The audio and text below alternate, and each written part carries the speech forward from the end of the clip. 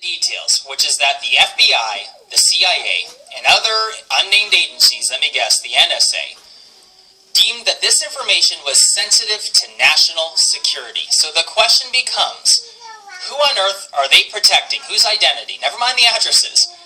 54 years later, do you want to know whose name is in there? I guarantee it. George H.W. Bush. That's right, former president and former CIA director, who's already been linked years ago through a declassified document that shows that he was involved in the investigation of JFK, which of course he denied and said that it must be a different George Bush. And years later, when questioned about it again, he refused to comment on it entirely.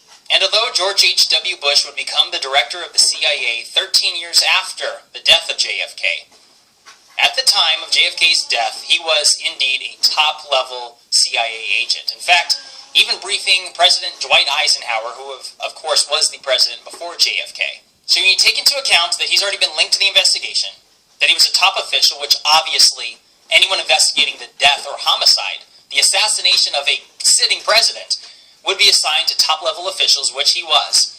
He denied it, and here we are 54 years later, and the CIA, the FBI, and other agencies consider it critical to national security.